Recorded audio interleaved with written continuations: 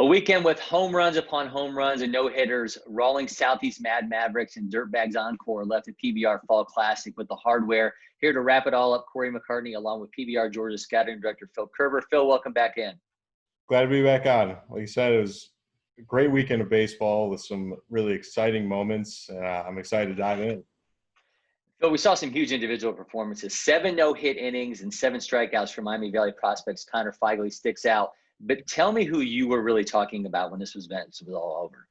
Yeah, like you said, the pitching was really the strong point of the entire weekend. You know, we're going to start out with Caleb Logerwell, a kid that we are very familiar with in the state of Georgia, UCF commit. He was a 2019 future gamer and came in, pitched 3 innings for primetime aces and wasn't as sharp as we've seen him before. You know, if you think back to the duel with Christian Little he had, where he just had electric stuff. But when he's not sharp, it's still some pretty sharp stuff. The fastball is a 2,400 plus spin rate. Curveball is 2,700 on the day. And we've seen him get up to 3,000 with the spin rate and the curveball.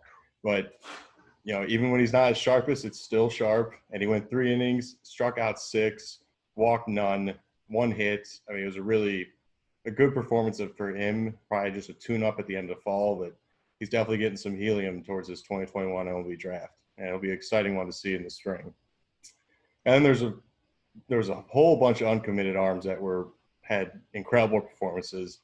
You know, start out with Will Banks out of North Carolina, pitching for Dirtbags.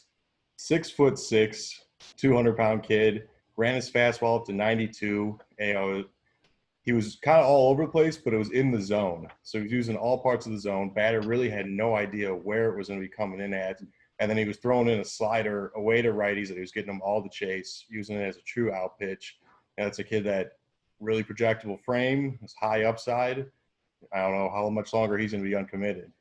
And then another big arm up to 92, Anthony Gabello, playing for MPH 101 out of Virginia. 2022, ran up to 92 in the first, didn't throw a pitch under 90 in the first, eventually settled into that 86, 89 area, but big, powerful, 6'3", 230-pound frame, and the fastball matches it. Breaking ball, it was actually showed better in warmups. It seemed like he was holding back a bit in game to throw it over for strikes. But what he showed in warmups when he wanted to really snap one off was a sharp 12-6 that a little more comfortable with it and see that type of pitch in game. He's got a nice fastball curveball combo going for him.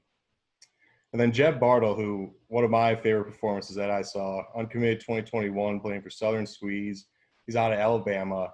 Was 85-87 for all 7 innings that he pitched. Took a no-hitter, I think 6 1/3 no-hit innings, gave up a little bloop single to right field that, you know, it's tough to lose a no-hitter like that, but he settled right back in. I think it was only 1 hit, 8 Ks, 1 walk. I mean, he was just 85-87. Didn't really need his curveball much because the fastball has such heavy run, and he was placing it both sides of the plate, getting swing and misses. Batters really had no idea what to do with the fastball. And then finally, one of the higher profile prospects that came through, along with Logerwell, William Cook out of Ohio. Louisville commit, left-handed third baseman, right-handed pitcher. He was known more so for his bat from the left side. It's a power stick, full side, middle kind of approach. But what really impressed me was what he did on the mound. 87-90, throwing in a 12-6 curveball in the low 70s for strikes. The ball really jumps out of his hand. I mean, he's 6'5", like 200 pounds, so he's got a lot of length on the mound, and the fastball was getting on batters in a hurry. So he looked, you know, potential two-way guy at Louisville, or, you know, who knows what happens going into the 2021 MLB draft. Well, like all of our events, if you missed any of the PBR Fall Classic, you can get it with LakePoint Live, Power Right Play site. Go to LakePointSports.com for all the info. And make sure you're following Phil Kerber, PBR, and PBR Georgia on Twitter for everything happening here at LakePoint Sports. Phil, thanks as always. Thanks for having me on, Cory.